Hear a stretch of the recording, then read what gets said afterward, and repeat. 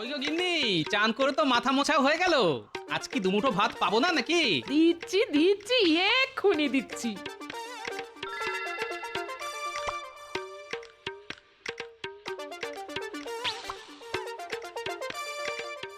এই বলছি, শোনো না, অনেক দিন ধরে তোমাকে একটা কথা বলবো বলবো করছিলাম, কিন্তু কিছুতেই বলতে পারছি না গো।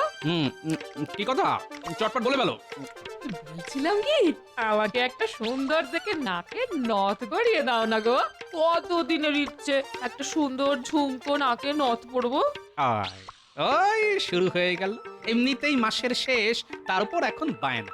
ওই ওই তোমার সব সময় মাসের শেষ। কি মরতে রে বাবা, এই সংসারে আমাকে বিয়ে দিয়েছিল কে জানে। ধুর, আমি চলেই যাব। ধুত্তরি। তাহলে সভাসদগণ, রাজসভা শুরু করা যাক।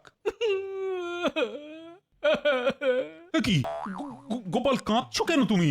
সব শেষ হয়ে গেছে মহারাজ, সব শেষ হয়ে গেছে। আর মনে হচ্ছে বেশি দিন বাঁচবো না। এ কি গোপাল, তুমি তুমি এরকম হাহুতাশ করে কাঁদছো কেন? এরকম ভাবে কেঁদো না গোপাল, কেঁদো না, নইলে আমিও কিন্তু এক্ষুনি কেঁদে দেব গোপাল। এই দেখো, আরে আরে সমস্যাটা কি সেটা বলবে তো, নইলে বুঝবো কি করে বলো? ওসব কিচ্ছু না মহারাজ, সব নাটক নাটক। আপনি গোপালের প্রয়োজনায় একদম পা দেবেন না। আরে কি মুশকিল, এই ব্যাটা তো কেঁদেই চলেছে। মহারাজ, আমাকে একটা মোহর দিন, মাত্র একটা, তাহলেই সব সমস্যার সমাধান হয়ে যাবে। নইলে আমার গিন্নি বাড়ি ছেড়ে চলে যাবে। হ্যাঁ, একটা মোহরে কি হবে গোপাল? গিন্নিকে একটা নাকের নথ বানিয়ে দেব, নইলে বাড়ি ছেড়ে চলে যাবে। তখন আমাকে কে রান্না করে খাওয়াবে মহারাজ? আর আমি না খেলে মরে যাব। তখন আপনাকে কে সাহায্য করবে মহারাজ? আরে এই কথা আগে বলবে তো, এত কান্নাকাটি করার কি ছিল? এই নাও একটা মোহর।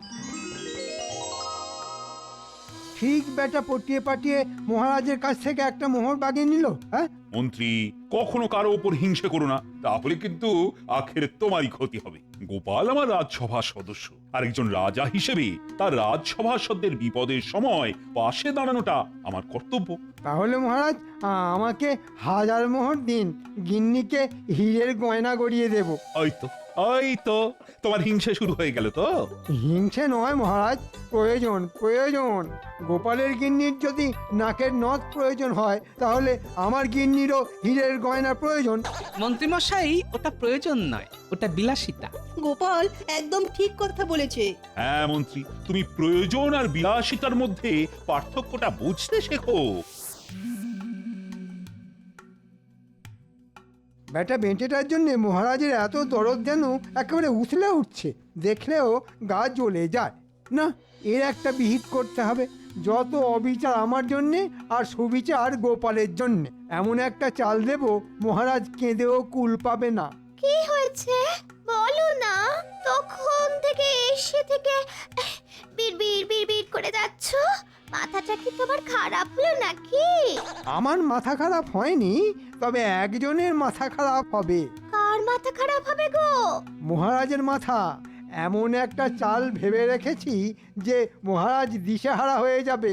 আরে বাবা, কি হয়েছে সেটা বলবে তো। তখন থেকে খালি নিজেই বলে যাচ্ছ। গোপাল রাজসভায় এসে একটু ন্যাকা কান্না করলো বলে ওর গিন্নির জন্যে নাকের নথ দরকার।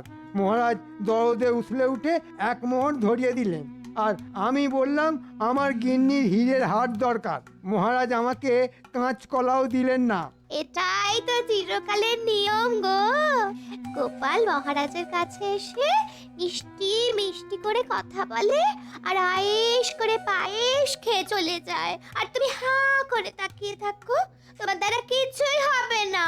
তোমার সংসারে এসে আমার জীবনটা জঞ্জাল হয়ে গেল। আর চিন্তা করো না গিন্নি, এবার তোমাকে রোজ নতুন নতুন রাজকীয় গয়না পরাবো। তারপর মহারাজ বুঝতে পারবে রোজ রোজ ঘুঘু কিভাবে খেয়ে যায় ধান।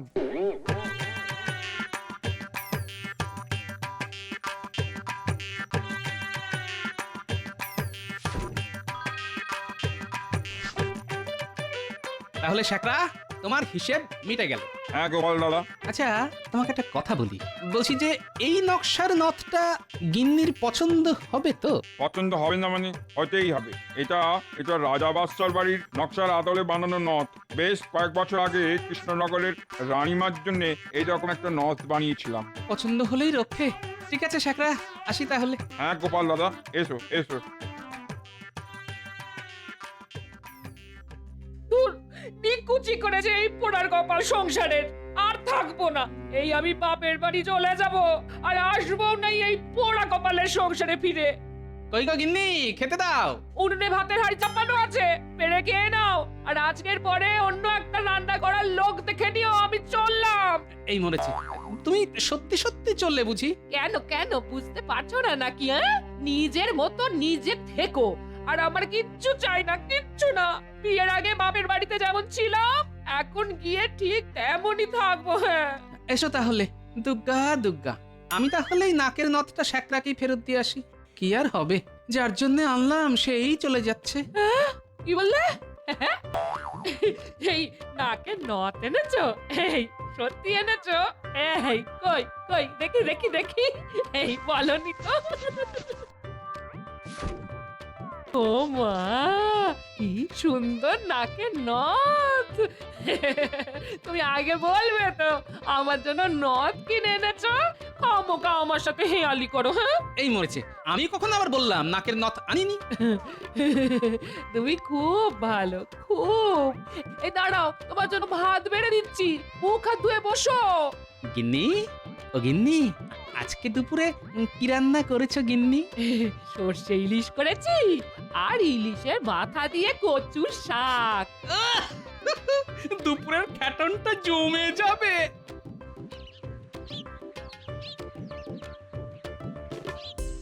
গিন্নি, ইলিশ পেলে কোথায়? আমি তো আজকে বাজার থেকে ইলিশ মাছ আনিনি। ওই তো সকালে পুটির মা একটা গোটা ইলিশ মাছ দিয়ে গেছিল।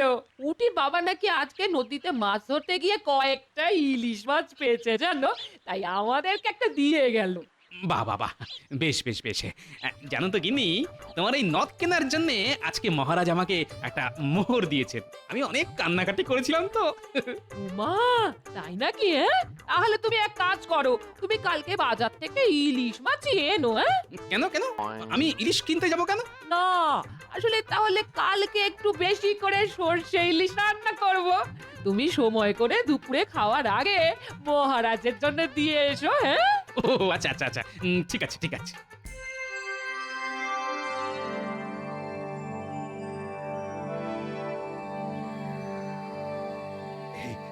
জানো রানী, আজ রাজসভায় না একটা মজার ঘটনা ঘটেছে। কি ঘটনা মহারাজ? গোপালের রাজসভায় এসে সে কি কান্নাকাটি! বলছে ওর গিন্নিকে নাকের নথ না গড়িয়ে দিলে ওর গিন্নি নাকি বাড়ি ছেড়ে চলে যাবে। তারপর কি হলো? তারপর আর কি, গোপালকে একটা মোহর দিলাম, গোপাল খুশি, আর রীতিমতো মন্ত্রী জ্বলতে থাকলো। হ্যাঁ হ্যাঁ, আপনি আপনার রাজসভাসদ আর প্রজাদের কথাই ভাবুন। এদিকে আমার জন্য কত বছর ভালো গয়না গড়িয়ে দেননি, মনে আছে? এ আবার কেমন কথা বলছো রানী? তুমি একবার মুখ ফুটে বললেই পারতে। ঠিক আছে, কালকে দুপুরে শেখরাকে ডেকে পাঠাবো। তুমি তোমার পছন্দ মতো গয়না গড়াতে দিও। না না না, টাকা পয়সা খরচ করে নতুন কিছু বানাতে হবে না আপনাকে। আমার পুরনো গয়না ভাঙিয়ে বরং নতুন গয়না গড়াবো। ঠিক আছে ঠিক আছে, তোমার যা ইচ্ছে তাই হবে। অনেক রাত হলো তো, ঘুমোবে না? হ্যাঁ, ঘুমোবো। আমারও ঘুম পাচ্ছে।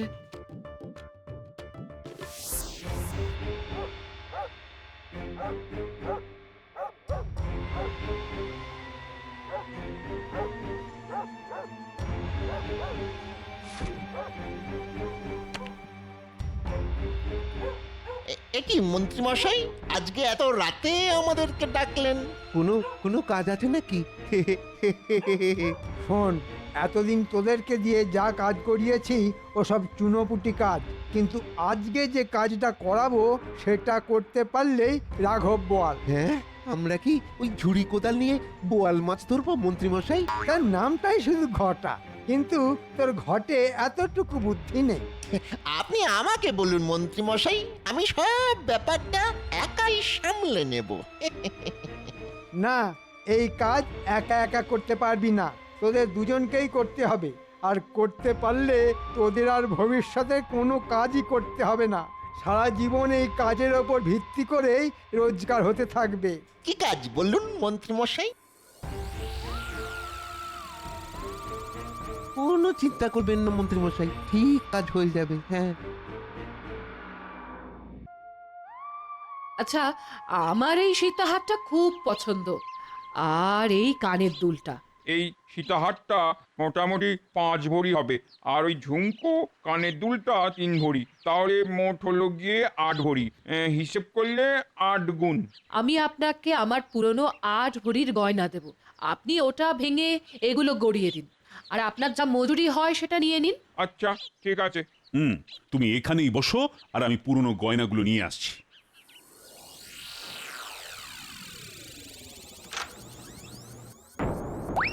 হায় হায় হায়, কি কাণ্ড!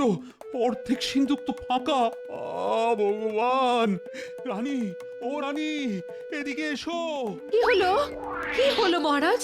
কি হলো? ডাকছেন? দেখো, দেখে যাও রানী, সিন্ধুকের কি অবস্থা। অর্ধেক সিন্ধুক ফাঁকা হয়ে গেছে। মহারাজ, মহারাজ, আমি আপনার জন্য সর্ষে ইলিশ নিয়ে এসেছি, আমার গিন্নি বানিয়েছে। তুমি রাখো তোমার সর্ষে ইলিশ, আমার সব সম্পত্তি শেষ হয়ে গেল। মহারাজ, কথায় আছে, যা দেবেন অঙ্গে তাই যাবে সঙ্গে। এই সর্ষে ইলিশটা খেয়ে নিন, তারপর আমাকে বলুন কি হয়েছে। না না না, আমার ওসব খাওয়ার কোনো ইচ্ছে নেই, তুমি এটা রেখে দাও। গোপাল, রাজবাড়ির সিন্ধুক রাতারাতি অর্ধেক ফাঁকা হয়ে গেছে গোপাল। হিমা, সে কি? কিভাবে? শেখরা, তুমি এখন এসো, তোমাকে পরে ডাকবো। আচ্ছা, ঠিক আছে। আর বলো না গোপাল, সিন্ধুকের ঘর তো সবসময় তালা চাবি দিয়ে বন্ধই করা থাকে, আর চাবিটা আমার কাছেই থাকে। কিন্তু কিভাবে যে অর্ধেক সিন্ধুক ফাঁকা হয়ে গেল, আমি কিছুতেই বুঝতে পারছি না, কিছুতেই বুঝতে পারছি না। আমাকে একটু দেখতে দিন তো মহারাজ।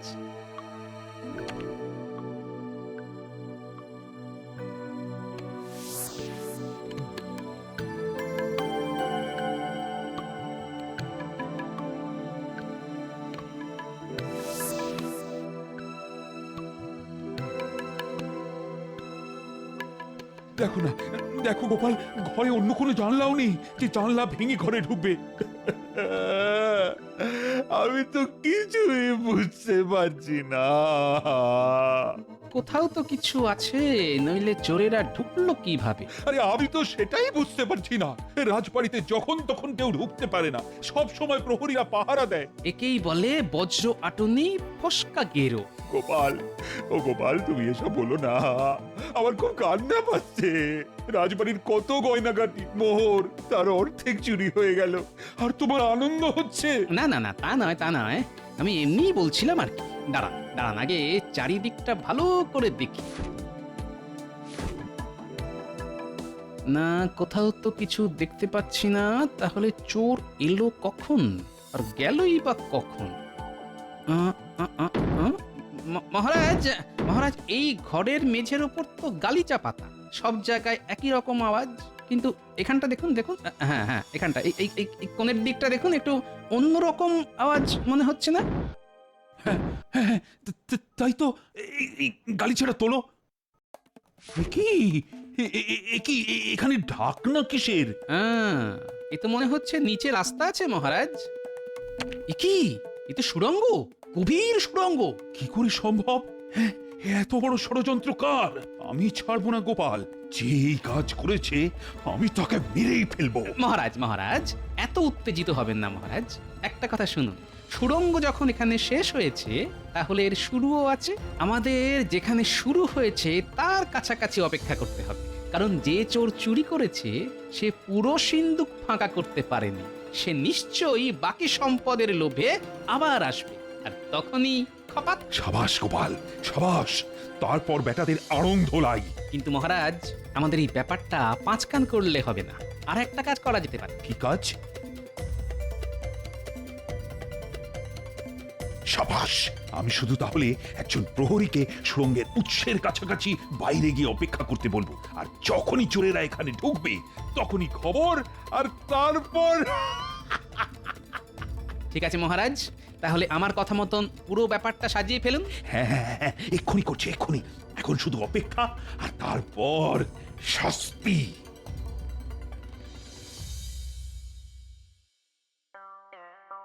কি গিন্নি, তুমি খুশি তো? খুশি মানে আজ আমি দারুণ দারুণ খুশি। আমি কোনোদিন স্বপ্নেও ভাবতে পারিনি আমি এত গয়না পরতে পারবো। এ তো সবেমাত্র অর্ধেক গিন্নি, আজকে রাতে আরো পাবে। এতদিন পরে তুমি একটা কাজের কাজ করতে পেরেছো। উহ, আমাকে কি সুন্দর রানী রানী দেখতে লাগছে। ঠিক আছে, হয়েছে হয়েছে, আমি এখন চললাম। তুমি সাবধানে থেকো, আর এই গয়নাগাটির ব্যাপারটা যেন কেউ ঘুণাক্ষরেও টের না পায়। আচ্ছা ঠিক আছে।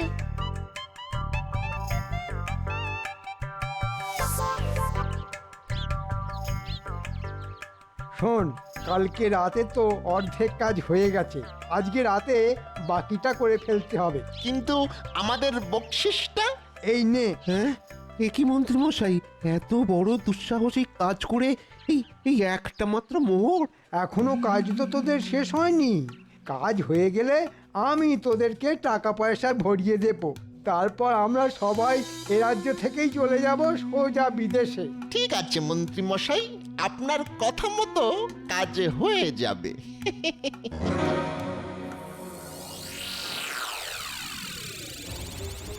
মহারাজ, রাজবাড়ি থেকে বেশ কিছুটা দূরে একটা ঝোপের ধারে সুড়ঙ্গের মুখ পাওয়া গেছে। বেশ, তাহলে এবার আমাদের কাজটা শুরু করতে হবে। কি বলো গোপাল? হ্যাঁ শোনো, প্রহরী আর আরেকজন মিলে একটা বড় পাথর নিয়ে প্রস্তুত থাকো, আর দূরে লুকিয়ে লুকিয়ে অপেক্ষা করো। আর ওই সুড়ঙ্গে চোর ঢুকলেই ওই পাথরটা সুড়ঙ্গের মুখে চাপা দিয়ে দাও, আর আমাদেরকে খবর দাও। যথা আজ্ঞা গোপাল। গোপাল যেরকম বললো ঠিক সেরকমটাই কাজ করো, আর ব্যাপারটা মোটেই 5 কান করো না। যথা আজ্ঞা মহারাজ। মহারাজ, জলের ব্যবস্থাটা করে রেখেছেন তো? হ্যাঁ হ্যাঁ, সব ব্যবস্থা হয়ে গেছে। ঘটা, আমার না কি আনন্দ হচ্ছে কি বলবো। ও, আনন্দ তো আমারও হচ্ছে রে বটা। ও, শুধু একটা রাত, হ্যাঁ, একটা রাত, তারপরে সোজা বিদেশ। হ্যাঁ, এ তো বটা ঘটা। আচ্ছা, তার মানে দেখ, ওই দেখ গর্তের মধ্যে ঢুকে গেল। চল তাহলে আমরাও আমাদের কাজটা সেরে ফেলি, চল।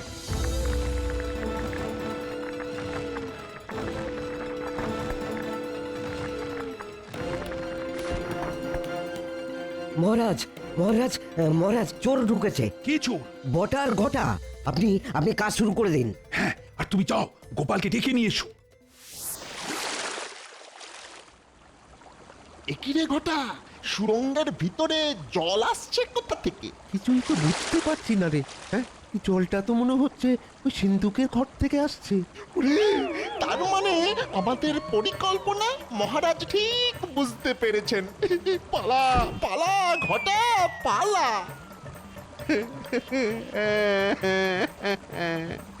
ওরে বটা রে, সুরঙ্গের মুখ তো মনে হচ্ছে ওই পাথর দিয়ে বন্ধ করে দিয়েছে রে।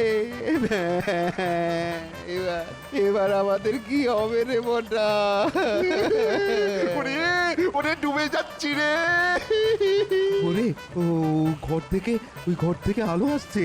ওদিকেই আমাদের বেরোতে হবে। নইলে তো আমাদের শরীর সমাধি হয়ে যাবে রে। চল ওই দিক দিয়ে বেরোবো। মহারাজ, ধরুন বেটাদের।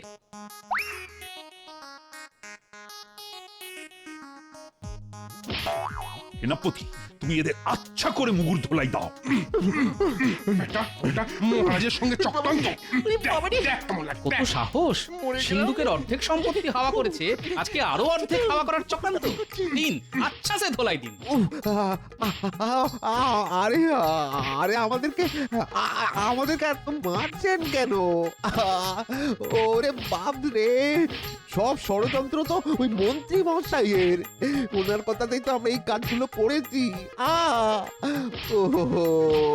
ওনার কাছেই সব কিছু আছে, সব কিছু আছে। সেনাপতি এক্ষুনি মন্ত্রীকে দড়ি বেঁধে নিয়ে এসো, আর যা যা চুরি করে গেছে সব নিয়ে এসো।